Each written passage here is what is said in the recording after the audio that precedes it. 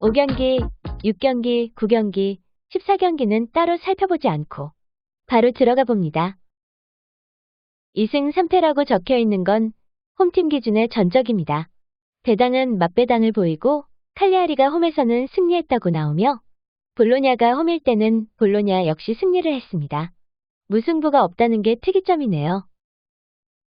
칼리아리는 26일 경기를 치렀고 볼로냐는 27일 밀란과의 경기가 있었으나 연기되었죠. 강제 휴식이 되었지만 최근 승리가 없던 볼로냐에겐 약이 되었을 수도 있습니다. 두 팀이 상대한 팀들을 보면 엇비슷한 결과가 나왔습니다.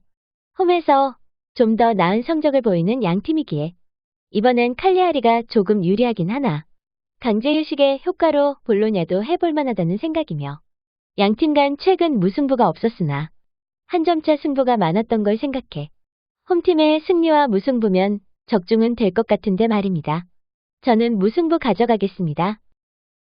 맞전적에선 무승부가 한 번 있었고 나머지는 모두 홈팀 레체의 패배였습니다. 그런데 해외 배당은 레체의 정배가 주어졌고 승무패는 무승부가 다드크 정배입니다. 눈에 보이는 승리가 전부입니다. 레체는 1승을 했고 베로나는 3승을 했습니다. 주목할 건 최근에 5번의 경기는 레체는 전패, 베로나는 1승을 챙겼다는 것과 레체는 5경기 모두 무득점이었다는 겁니다. 베로나는 패배를 했어도 골을 뽑아냈다는 걸 생각하면 경기력이 확 차이가 납니다. 그럼에도 레체의 정배가 주어진 건 부상으로 빠졌던 주전 선수라도 돌아오는 건가요? 그렇다 해도 별 차이가 없을 것 같은데 말입니다. 홈팀 레체의 패배 가져갑니다. 밀란과 나폴리는 배당은 지금 맞배당이지만 배트맨 득표율은 밀란이 조금 더 팔리고 있습니다. 밀란 기준으로 최근 나폴리를 상대로 패배가 없이 3승 2무승부의 전적이니 어쩌면 당연한 결과이지만 밀란이 홈에서 승리한 경기가 모두 1점차 승리였다는 건 기억하셔야 합니다. 밀란은 챔스전의 패배를 제외하면 사실상 리그에서 패배가 많다고 할 수 없으나 나폴리의 경우는 콘테 감독이 부임한 후에 완전히 달라졌습니다. 눈에 보이는 1패가 패배의 전부이며 유벤투스와의 무승부를 제외하면 모두 승리하며 리그 1위에 있습니다. 맞전적은 밀란이 우세하나 콘테 감독 부임 전에도 1점 차의 승리였고 그때와는 확연히 달라진 나폴리라면 그 한 점 차는 충분히 극복이 가능해 보이는데 말입니다. 두 팀은 9월에 똑같은 경기 수를 보였지만 밀란의 경우 10월에 4번의 경기를 했고 나폴리는 3번의 경기를 치렀습니다. 승무패가 모두 가능하고 배당도 득표율도 근소한 밀란의 우세이나 밀란이 승리할 때와 지금의 나폴리는 다르다.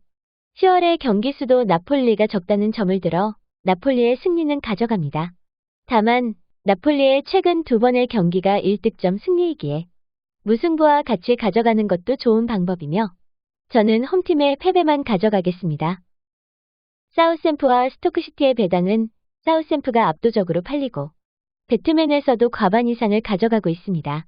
맞전적에선 사우샘프가 많이 밀리나 지난 시즌만 봐서는 똑같이 1승 1패를 주고받았습니다.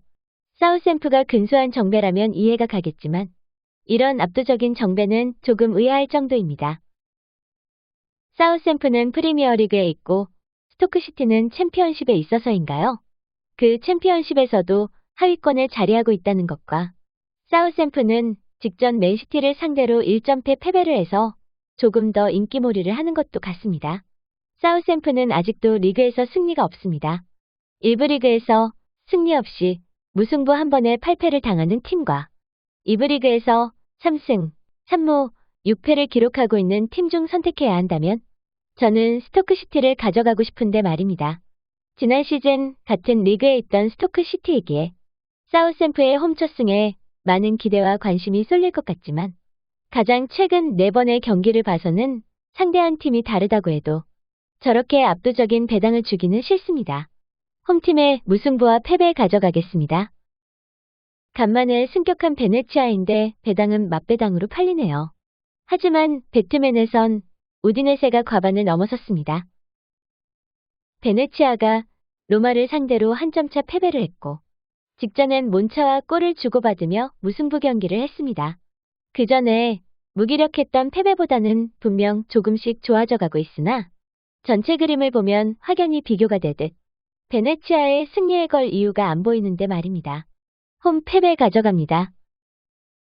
브라이턴은 최근 리버풀에 뒤지지 않는 전적을 보여주고 있습니다. 리버풀이 1.9배의 정배이나 여유 있는 청배입니다. 배트맨 투표율에서도 브라이턴의 승리는 15%에 그치고 있습니다. 리버풀은 현재 리그 2위, 브라이턴은 6위입니다. 지난 시즌 1월 컵 대회에선 브라이턴이 홈에서 리버풀을 잡았습니다. 브라이턴은 생각보다 나쁘지 않고 리버풀은 생각보다 좋습니다. 문제는 경기 일정인데 브라이턴은 9월에 4번, 리버풀은 5번의 경기를 치렀고 10월에는 브라이턴이 3번의 경기를 치른 데 반해 리버풀은 5번이나 경기를 치렀습니다. 9월과 10월 리버풀의 챔스전 중에 2번이 원정 경기였습니다. 리버풀이 너무 빡세게 달려왔습니다. 얘네 둘의 다음 경기는 또 얘네가 만납니다. 지금은 컵대회지만 다음 경기는 리그 경기입니다. 이미 16강에 들어선 만큼 양팀 모두 가는 데까지 가보려 할 텐데요. 의외로 최근 맞전적에서 브라이턴이 밀리지 않고 리버풀이 너무 빡센 일정을 소화해 온 만큼 여기서 브라이턴의 승부이변을 충분히 가져갈 만한데 말입니다. 그렇다고 리버풀의 승리도 무시할 수는 없으니 홈팀 패배 하나 가져가고 더블로 홈팀의 승리나 무승부 하나 더 가져가면 무난해 보이는데 말입니다. 전 브라이턴의 승과 패로 가져가겠습니다. 1.4배가 당연시되는 배당에 압도적인 맞전적 승리를 보여주고 있는 유벤투스입니다. 이번 시즌 승격한 파르마가 원정으로 유벤투스를 잡는 건 꿈속에서나 가능해 보이기는 하지만 유벤투스는 10월 챔스 라이프치 원정기를 다녀오고도 4번 1경기를 치렀습니다. 특히 직전 경기는 인테르와 4대4라는 스코어로 무승부 경기를 했죠. 홈에서 파르마를 상대로 로테이션을 돌릴 가능성도 충분한데 로테이션을 돌리더라도 이기지 못하면 의미가 없는데 말입니다. 상대가 다르기는 하지만 파르마는 직전 3번의 경기에서 그래도 무승부로 승점을 쌓아왔습니다. 1.4배의 정배 90%의 득표율. 이런 놈이 한 번씩 부러져줘야 승무패가 승무패다운데 말입니다. 그런데 이미 지지난 70회차에 챔스전 슈투트가르트에 부러져서 2월 시키는데 한 몫을 단단히 했네요. 그때의 득표율도 70%가 넘어갔는데 말입니다. 홈팀의 승리와 무승부 이변 같이 가져가 봅니다. 이거 뭐죠? 최근 맞전적이 완전 대등하게 나오네요. 가장 최근 경기는 크리스털이 홈에서 5대0으로 빌라를 발랐네요. 크리스털이 홈에서의 경기력은 상당히 괜찮은가 봅니다. 토트넘도 잡고 말입니다. 배당은 빌라가 압도적 정배이며 믿을 수 있는 배당이네요. 2월 된 바로 지난 회차에 크게 기여한 빌라와 크리스탈입니다. 하지만 사실을 들여다보면 빌라와 크리스탈이 기여한 게 아니고 본머스와 토트넘이 일조한 게 맞죠. 우선 크리스탈은 홈인데도 엄청나게 못했습니다. 완전 거지 같은 경기력이었는데 그런데도 이겼습니다. 토트넘은 더 거지 같은 경기력을 보여줬거든요. 크리스탈의 승리는 축하할 일이지만 크리스탈이 잘한 건 아니라는 거고요. 홈팀 빌라와 본머스전은 다들 보셨겠지만 양팀 22명의 선수 중 귀신에 들린 선수가 한 명 있었거든요. 진짜 본머스 골키퍼의 신들린 선방력은 어마무시하더라고요. 에스턴 빌라는 크리스탈과 반대로 잘했습니다. 하지만 신들린 골키퍼를 만나 빛을 발하지 못한 거죠. 크리스탈은 승리했으나 잘한 게 아니고 빌라는 홈에서 본머스 상대로 비겼으나 잘했다는 게 저희 관점인데 말입니다. 크리스탈의 컵대회는 여기까지 하기로 하고 홈팀 승리 가져갑니다. 반전이네요. 2승, 1무, 2패. 맞전적에서는 레스터시티가 밀리지가 않습니다. 맨유의 승리는 압도적인 정배이고 배트맨 득표율도 70%입니다. 맨유가 이길까요? 맨유는 10월에 5경기를 치렀고 레스터시티는 3경기입니다. 9월을 보면 맨유가 5경기로 나오지만 하나 잘려서 총 6경기를 치렀습니다. 2달 동안 맨유가 11경기를 치르는 동안 레스터시티는 7경기를 치렀죠. 이건 꽤나 많은 차이입니다. 레스터시티는 직전 노팅엄에 3대1로 패했습니다. 이 노팅엄은 원정에서 그렇게 잘 나가는 리버풀을 잡은 놈이고 또 다른 원정에서는 한 명 퇴장당한 상태에서 첼시와 비겼으며 토트넘을 잡은 크리스털에도 승리한 놈입니다. 그 노팅엄이 지금의 메뉴와 붙으면 어떨지 모르겠네요.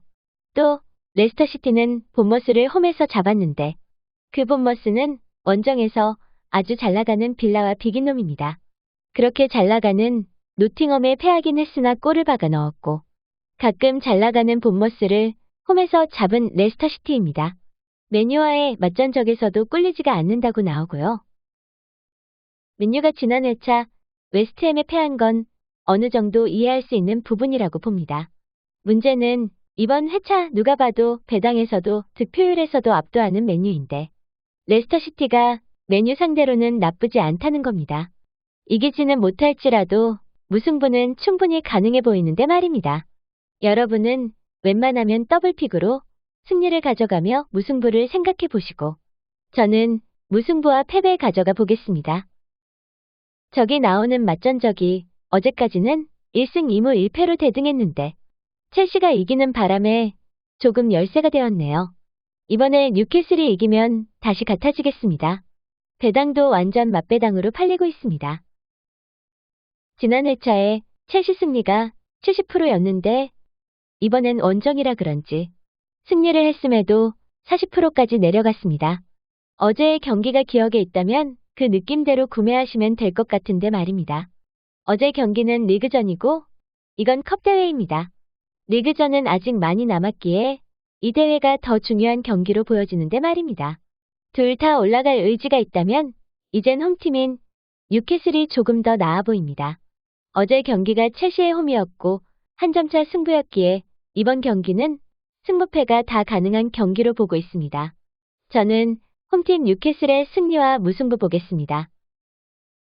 이렇게 베이스 4조합이 완성되었습니다. 제가 들고 가는 놈들보다는 한눈에 볼 수 있다는 영상 자체만으로도 만족을 하셨으면 좋겠습니다. 시간이 되신다면 볼륨 소리를 죽이시고 죽어라 화면을 째려보며 차분히 조합해 보는 것도 좋을 것 같습니다. 적중하시고 오늘도 찾아주셔서 감사합니다.